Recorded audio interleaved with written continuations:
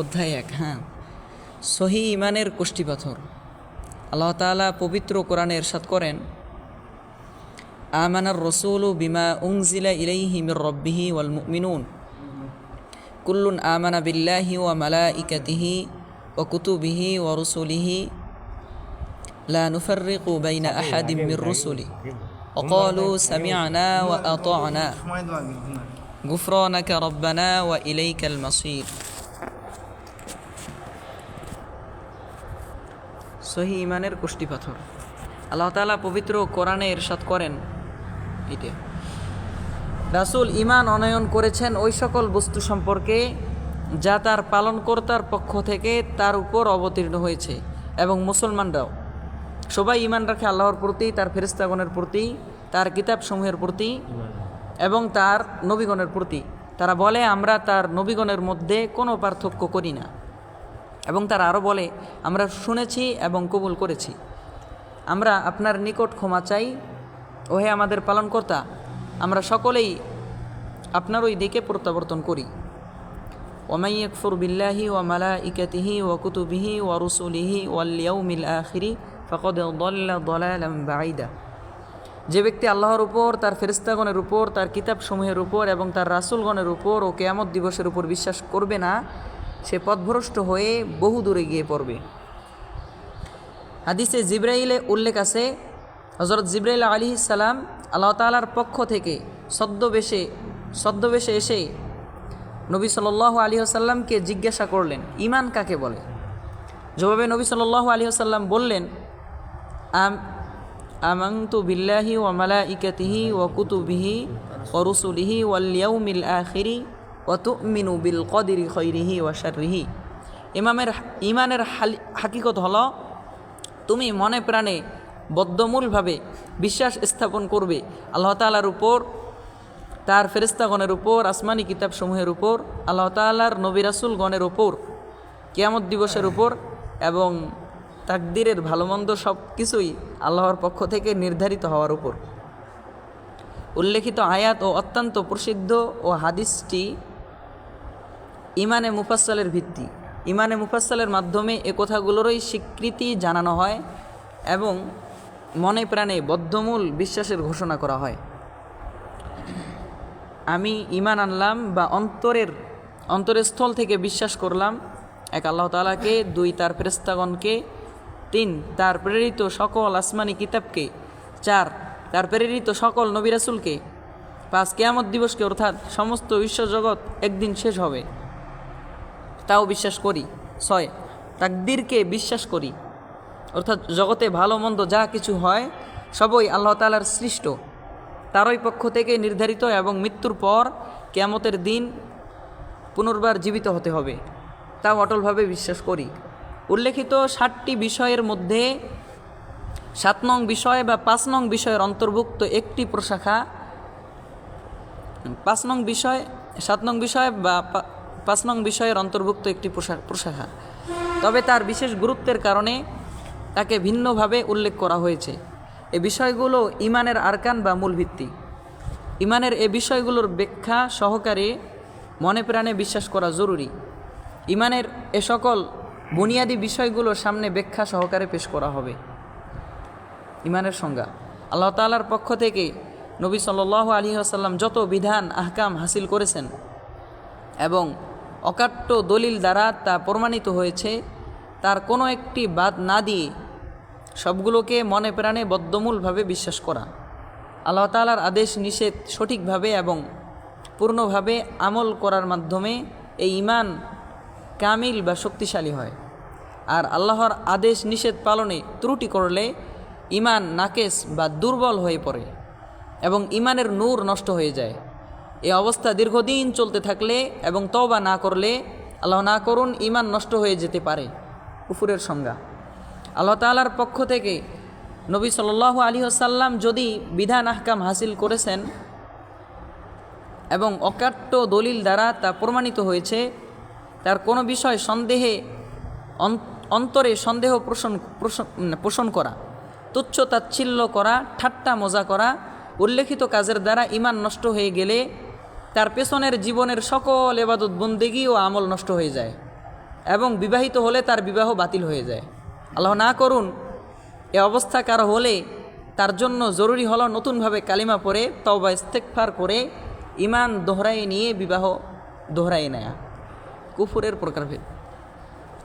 যদিও কুফুরের বিভিন্ন প্রকার আছে, তবে এর প্রত্যেকটি দ্বারা মানুষ ঈমান হারা হয়ে কাফের ও বেঈমান হয়ে যায়। সুতরাং এসবগুলো বেঁচে থাকা ফরজ। এসবগুলো থেকে বেঁচে থাকা ফরজ। 1. কুফরে ইনকার, অন্তর এবং জবান উভয়ের মাধ্যমে দ্বীনি বিষয় বা বিষয়সমূহ অস্বীকার করা, যেমন মক্কার কাফেরগণ। 2. কুফরে জুহুদ, অন্তরে বিশ্বাস রাখা কিন্তু মুখে অস্বীকার করা, যেমন মদিনার ইয়াহুদিগণ। 3. কুফরে ইনাত, অন্তরে দিনকে বিশ্বাস করে এবং মুখেও স্বীকার করে কিন্তু ইসলামের হুকুম আহকামকে মান্য করে না। অন্য দিন বাতিল হয়ে গিয়েছে তা বিশ্বাস করে না, যেমন আদমশুমারির অনেক নামধারী মুসলমান যারা কখনো সহি দিনী পরিবেশে আসে না। উল্লেখিত তিনটির যে কোনো একটি পাওয়া গেলে তার ঈমান চলে যাবে। 4. কুফরে জান্দাহকা, বাহ্যিকভাবে দিনের সব কিছু স্বীকার করে, কোনো বিষয়ে অস্বীকার করে না, কিন্তু দিনের কোনো বিষয়ে এমন ব্যাখ্যা প্রদান করে যা উম্মতের এজমা পরিপন্থী, যেমন কাদিয়ানীগণ খতমে নবুয়তের ভুল ব্যাখ্যা করে তাদের ভণ্ড নবীকে প্রমাণ করে। তেমনিভাবে কেউ দিনের অর্থ করে হুকুমতে ইসলামী। এখান থেকে ইমান মুফাসসালে বর্ণিত বিষয়গুলো ব্যাখ্যা সহকারে পেশ করা হচ্ছে। আল্লাহ তাআলার উপর ঈমান। আল্লাহ তাআলার উপর ঈমান আনার অর্থ একথা বিশ্বাস করা যে আল্লাহ এক, অদ্বিতীয় ও অতুলনীয়। তার কোনো প্রকার অংশ বা অংশীদার বা শরিক নেই, তার কোনো কিছুর অভাব নেই, তিনি সকলের সব অভাব পূরণকারী, তিনি কারো পিতা নন, পুত্রও নন, তার সমতুল্য কেউ নেই, একমাত্র তিনি সব কিছুর সৃষ্টিকর্তা, রক্ষাকর্তা ও পালনকর্তা। কোনো জ্ঞান বা চক্ষু আল্লাহ তাআলাকে আয়ত্ত করতে পারে না, তিনি চিরকাল আছেন এবং থাকবেন, তিনি অনাদি ও অনন্ত। আল্লাহ তাআলা ছাড়া আর কোনো মাবুদ নাই, তিনি একমাত্র এবাদত পাওয়ার যোগ্য। সার কথা, আল্লাহ তাআলার বিষয়ে তিনটি কথা অবশ্যই মানতে হবে। 1 নাম্বার, তিনি এক, অদ্বিতীয় ও অতুলনীয়, তার কোনো শরিক নেই। 2 নাম্বার, তার কোনো শরিক নেই। 3 নম্বরে সৃষ্টি জীবের সাথে তার কোনো তুলনা হয় না। তার অনেকগুলো অনাদি অনন্ত সিফাত বা গুণ আছে, সেগুলো একমাত্র তার জন্যই নির্ধারিত। সেসব গুণের মধ্যে অন্য কেউ শরিক নেই, যেমন তিনি সৃষ্টিকর্তা, রিজিকদাতা, হায়াত মৌতদাতা, বিধানদাতা, গায়েব সম্পর্কে সম্পূর্ণ অবগত, তিনি চিরঞ্জীব, তার মৃত্যু নেই, অন্য সব কিছুই ক্ষয়শীল ও ধ্বংসশীল, কিন্তু তার ক্ষয়ও নেই, ধ্বংসও নেই। সব কিছুর ওপর তার আধিপত্য প্রতিষ্ঠিত, সব কিছুর ওপরই তার ক্ষমতা চলে। আল্লাহ তাআলা কারো মুখাপেক্ষী নন, সবই তার মুখাপেক্ষী। তিনি সর্বশক্তিমান, তিনি আগুনকে পানি এবং পানিকে আগুন করতে পারেন। এই যে লক্ষ লক্ষ বছর ধরে আকাশ, বাতাস, চন্দ্র, সূর্য ইত্যাদি বিদ্যমান, তিনি হুকুম করলে মুহূর্তের মধ্যে এসব নিস্তনাবুদ হয়ে যাবে। তিনি সর্বজ্ঞ, তিনি না জানেন এমন কোনো কিছুই নেই। মনের মধ্যে যে ভাবনা বা কল্পনা উদয় হয় তাও তিনি জানেন। তিনি সব কিছুই দেখছেন, সব কিছুই শুনছেন। মৃদু আওয়াজ, এমনকি ক্ষীণ থেকে ক্ষীণ আওয়াজও তিনি শুনেন। গাইবের বিষয়ে একমাত্র আল্লাহ তাআলাই জানেন, তিনি ছাড়া আর কেউ গাইব জানেন না।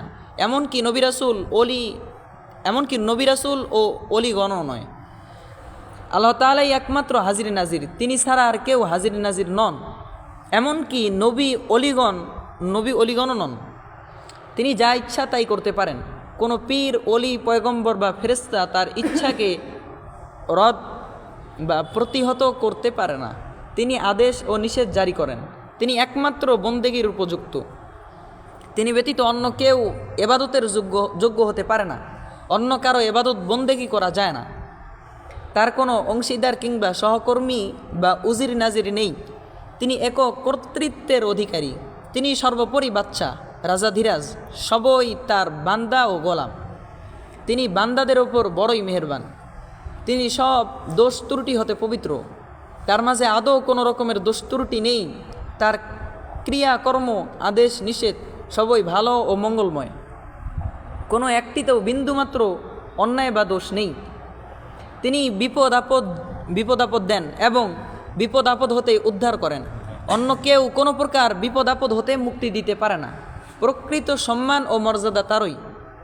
তিনি সকল সম্মান ও মর্যাদার অধিপতি। তিনি প্রকৃত মহান। একমাত্র তিনি নিজেকে নিজে বড় বলতে পারেন। এতদ্ব্যতীত অন্য কারো এরকম বলার ক্ষমতা ও অধিকার নেই। তিনি সব কিছু সৃষ্টি করেছেন এবং সৃষ্টি করবেন। তিনি এমন দয়ালু যে দয়া করে অনেকের গুনাহ তিনি মাফ করে দেন। তিনি ক্ষমাশীল। তিনি অত্যন্ত পরাক্রমশালী। তার প্রভাব ও প্রভুত্ব সকলের উপর, কিন্তু তার উপর কারো প্রভাব বা প্রভুত্ব চলে না। তিনি বড়ই দাতা। সমস্ত জীবের ও যাবতীয় চেতন অচেতন পদার্থের আহার তিনি দান করেন। তিনি রুজির মালিক। রুজি কামানো বাড়ানো তারই হাতে। তিনি যার রুজি কমাতে ইচ্ছা করেন তার রুজি কম করে দেন, যার রুজি বাড়াতে ইচ্ছা করেন বাড়িয়ে দেন। কাউকে উচ্চ পদস্থ বা অপদস্থ করার ক্ষমতা তারই হাতে। তিনি যাকে ইচ্ছা সম্মান দান করেন, আবার যাকে ইচ্ছা অপমানিত করেন। এসবই তারও ক্ষমতায়, তারই ইখতিয়ারে। অন্য কারো এতে কোনো রকম ক্ষমতা বা অধিকার নেই। তিনি প্রত্যেকের যোগ্যতা অনুসারে যার জন্যে যা ভালো মনে করেন তার জন্যে তাই ব্যবস্থা করেন। তাতে কারো কোনো প্রকার প্রতিবাদ করার অধিকার নেই। তিনি ন্যায়পরায়ণ। তার কোনো কাজেই অন্যায় বা অত্যাচারের লেশমাত্র নেই। তিনি বড় সহিংসু, অনেক কিছু সহ করেন। কত পাপিষ্ঠ তার নাফরমানি করছে, তার উপর কত রকম দোষারোপ এবং তার বিরুদ্ধে প্রতিবাদ পর্যন্ত করছে, তারপরও তিনি তাদের রিজিক জারি রেখেছেন। তিনি এমনই কদর সিনাস গুণগ্রাহী এবং উদার যে তার আদৌ কোনো প্রয়োজন না থাকা সত্ত্বেও মানুষ তার ইবাদত বন্দেগী করলে এবং তার আদেশ পালন করলে তিনি তার বড়ই কদর করেন এবং সন্তুষ্ট হয়ে আশাতীত রূপে পুরস্কার দান করেন। তিনি এমনই মেহেরবান ও দয়ালু যে তার নিকট দরখাস্ত করলে অর্থাৎ দোয়া করলে তিনি তা মঞ্জুর করেন। তার ভাণ্ডার অফুরন্ত। তার ভাণ্ডারে কোনো কিছুরই অভাব নেই। তিনি অনাদি অনন্তকাল ব্যাপী সকল জীবজন্তু ও প্রাণী জগতের আহার যোগান দিয়ে আসছেন। তিনি জীবন দান করেছেন, ধন রত্ন দান করছেন, বিদ্যা বুদ্ধি দান করেছেন। অধিকন্তু আখিরাতে অসংখ্য ও অগণিত সওয়াব ও নিয়ামত দান করবেন। কিন্তু তার ভাণ্ডার তবুও বিন্দুমাত্র কমেনি বা কমবে না। তার কোনো কাজই হিকমত ও মঙ্গল ছাড়া নয়। কিন্তু সব বিষয় সকলের বুঝে আসে না। তাই নির্বুদ্ধিতাবশত কখনো না বুঝে দিলে বা মুখে প্রতিবাদ করে ঈমান নষ্ট করা উচিত নয়। তাই নির্বুদ্ধিতাবশত কখনো না বুঝে দিলে বা মুখে প্রতিবাদ করে ঈমান নষ্ট করা উচিত নয়। তিনি সব কর্ম সমাধানকারী। বান্দা চেষ্টা করবে, কিন্তু সে কর্ম সমাধানের ভার তারই কুদরতি হাতে ন্যস্ত। তিনি সব কিছু সৃষ্টি করেছেন এবং কিয়ামতের দিন পুনর্বার সকলকে জীবিত করবেন। তিনি জীবন দান করেন এবং তিনি মৃত্যু দেন। তার হাকিকত ও স্বরূপ এবং তিনি যে কত অসীম তা কারও বোঝার ক্ষমতা নেই। কেবলমাত্র তার সিফাত অর্থাৎ গুণাবলী ও তার কার্যাবলীর দ্বারাই তাকে আমরা চিনতে পারি। মানুষ পাপ করে যদি খাঁটিভাবে তওবা করে তবে তিনি তা কবুল করেন। যে শাস্তির উপযুক্ত তাকে তিনি শাস্তি দেন। তিনি হেদায়েত দেন। তার নিদ্রা নেই।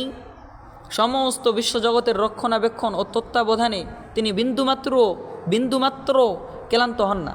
তিনি সমস্ত বিশ্বের রক্ষক। এ পর্যন্ত আল্লাহ তাআলাকে চিনার জন্যে তার কতগুলো সিফাতে কামালিয়া অর্থাৎ মহৎ গুণাবলীর বর্ণনা দেওয়া হলো। এতদ্ব্যতীত যত মহৎ গুণ আছে আল্লাহ তাআলা তৎসমুদয় দ্বারা বিভূষিত। ফল কথা এই যে সৎ ও মহৎ যত গুণ আছে অনাদিকাল যাবৎ সেসব আল্লাহ তাআলার মধ্যে আছে এবং চিরকাল থাকবে। কিন্তু কোনো দোষ ত্রুটির লেশমাত্রও তার মধ্যে নেই।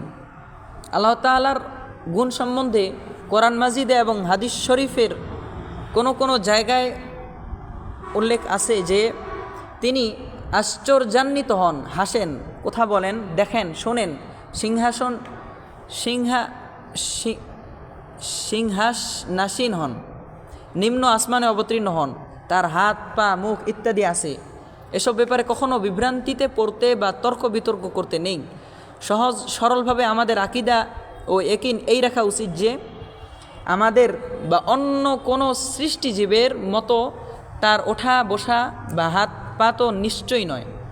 তবে কেমন তা আমাদের জ্ঞানের বাইরে। প্রিয় ভ্রাতৃত্ববৃন্দ, সাবধান সাবধান, যেন শয়তান ধোঁকা দিয়ে গলকধাঁধায় না ফেলতে পারে। একইনি আকীদা ও অটল বিশ্বাস রাখবেন যে আমাদের বা অন্য কোনো সৃষ্ট জীবের সাদৃশ্য হতে আল্লাহ তাআলা সম্পূর্ণ পবিত্র ও মহান। এ দুনিয়াতে জাগ্রত অবস্থায় চর্মচোখে কেউ আল্লাহ তাআলাকে দেখতে পারেনি, কখনো পারবেও না। তবে জান্নাতে গিয়ে জান্নাতীরা আল্লাহ পাকের দিদার লাভ করবে। জান্নাত এটাই সর্বোৎকৃষ্ট নিয়ামত হবে। জান্নাতে এটাই সর্বোৎকৃষ্ট নিয়ামত হবে। একমাত্র তিনি মাখলুকের ইবাদত বন্দেগি পাওয়ার উপযুক্ত, আর কেউ ইবাদত পাওয়ার উপযুক্ত নয়। আল্লাহ তাআলার ওপর ঈমান আনার অর্থ শুধু আল্লাহ তাআলার অস্তিত্ব স্বীকার করা নয়, বরং অস্তিত্ব স্বীকার করার সাথে সাথে তার উপরোক্ত গুণবাচক কথাগুলো স্বীকার করাও জরুরি। নতুবা আল্লাহ পাকের ওপর সম্পূর্ণরূপে ঈমান আনা হবে না এবং সেই ঈমান গ্রহণযোগ্যও হবে না। আল্লাহ তাআলার সিফাতি বা গুণবাচক ৯৯টি নাম, তো অনেক বড়। আচ্ছা, আমি খালি তেলাওয়াত করবো নাকি ৯৯টা নাম? না, ৯৯টা নামের অর্থ দিছে, আরও নামটা দিছে, তালিম করা দরকার। সেইটা থাক।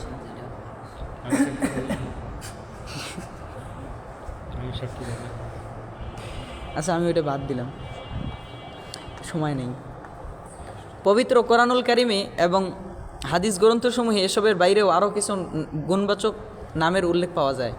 উপরে ওই 5টি উল্লেখ করা হলো। আল আসমাউল হুসনার যথাযথ বাংলা অনুবাদ কিছুতেই হয় না। এখানে যে বাংলা অর্থ দেওয়া হয়েছে তা কেবল ইঙ্গিত মাত্র। আল আসমাউল হুসনার মধ্যে থেকে কিছু সংখ্যক গুণাবলী আল্লাহর জন্য সত্যাগত, অনাদি, অনন্ত, ব্যাপক ও অসীম। আর মানুষের জন্য এ সকল গুণ কেবল আল্লাহর দেয়া অস্থায়ী এবং সীমিত। আমি এতক্ষণ থেকে আলোচনা করলাম যে আল্লাহর 7টা বিষয় ঈমান রাখতে হবে না। প্রথম যেটা যে আল্লাহকে বিশ্বাস করা, ওইটা আলোচনা হইলো। এখন এই যে ফেরেশতাদের উপর ঈমান, এটা তো অনেক বড়, এটা পরে করবো নাকি?